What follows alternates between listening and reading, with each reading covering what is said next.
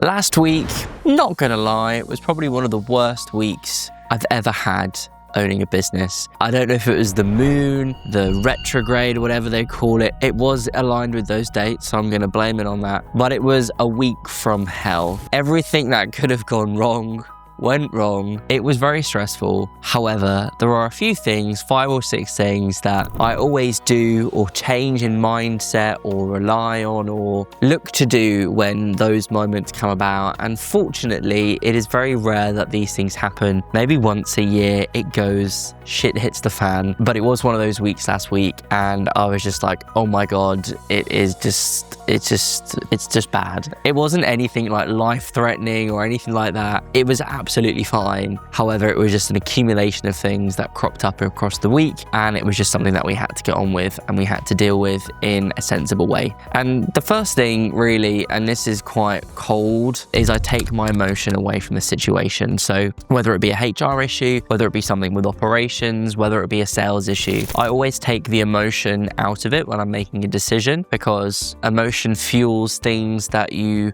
don't really normally do, or you say things in the heat of the moment, as the saying goes. So I remove my emotion from the situation and I deal with it in a methodical way. So whether that be discussing with the client or discussing with the team and then coming back with a solution or working on whatever the issue is. But if you take your emotion out of it, and it's very hard to do as a business owner because you want what's best for the business, you want what's best for your clients and your team, but taking yourself out of that and ensuring that there is no emotion involved is the best way to make decisions, because you are in the moment and you don't have anything in the back of your ear mumbling on and bumbling on about what you shouldn't do, whether you are upset, angry, tired, or whatever that's going on. So that's the first thing. Remove the emotion from the situation and deal with it in a methodical way. The second thing is, it might be quite a simple thing to do, but it's just going for a walk or going to the gym, going for a swim, getting out of your office environment, out of your home or wherever you're working, and just putting on some music, going for a walk and thinking about what you're going to do and how you're going to approach the situation. When you're in one of those sort of low periods, you might call it, you might just want to sit down and crack on and just get it done and dusted. But if you take your time out of the situation, maybe give someone a call, it really helps you think and make the right decision of what you need to do. And the third thing is talking to someone. So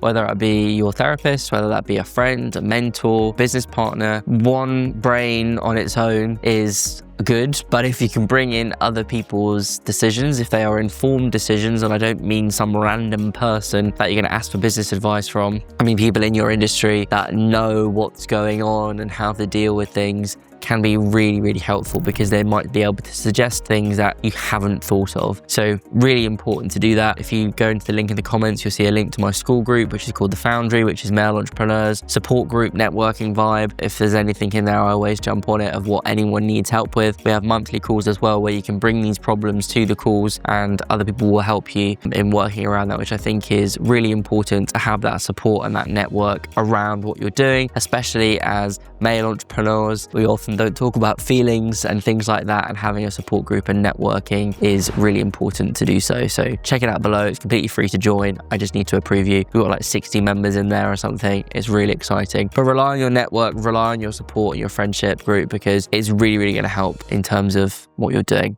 Number 4 is always come back to your why. So why did you start this in the first place? Whether it be from a financial perspective, wanting to do good, or offering something that is very unique to your industry and wanting to help people. It can be very difficult at times when things have accumulated and piling on to one another about why you started. Sometimes you can feel like you want to quit and you don't want to do it anymore. I always look back to the why, and it really helps, because you then, no day is a bad day if you really think about it. There are going to be things within that day that are positive, and if you can look back on that and be like, okay, this is happening, but this is why we're doing it, this is why we started, this is what we're doing financially in terms of revenue, this is what we've achieved, these are our goals, that is really, really going to help, especially on those days where you feel like you don't want to do things anymore. And the final thing coming into that really is celebrating your wins, right? Even if it's a micro win or a small win, whether it be a bit of client feedback that's really positive, whether it be a new deal that's signed, try not to get bogged down in those negative thoughts and what's going on, because it can be really easy to do so, and it can be really easy to fall into a trap where unfortunately it is very hard to get out of if you you get yourself into that place, whether that be burnout, whether that just be accumulation of stressful things happening in the business. It can be very hard to do that. You need to protect yourself, right? Your own mental health, your energy, the business. If you have a team, if it's a large team, that can funnel down into your team morale and your team spirit and things like that. As corporate and as cringy as it sounds, it is important because, you don't want to be walking around like a headless chicken, and you want to appear to know what you are doing. And from a leadership point of view as well, you want to appear strong as a leader, as a boss, as a manager. So try and keep that within your network rather than splurging it onto your team. And it can be very easy to do that, especially if you have a very good team culture where people are very in tune with one another and helping each other with different things. It can be very easy to do that, but I personally think keep it within the management and work on the decisions that you're going to make and why you're doing that. So there's a few different things within there that I always like to do. I think the main thing is removing emotion from making decisions, because emotions lead you to say and act and do different things that you necessarily wouldn't do. And giving people time as well, giving time around situations is really important. Things can be said in the heat of the moment, and giving yourself time to think and reflect on the decision that you're going to make and why you're making that decision is really important. Not every day is a bad day. I have a sign, a piece of art in my kitchen living room area that says there are no bad days, and there are always a small thing within that day that is positive, whether that be a compliment from someone, a really good workout. So try not to get bogged down in those things, because it can be a very slippery slope and it isn't enjoyable for you, your business, your team morale, and the scalability and the future of your business. But please know it is absolutely normal to have those bad days. Not every day is a good day. There will always be something that crops up.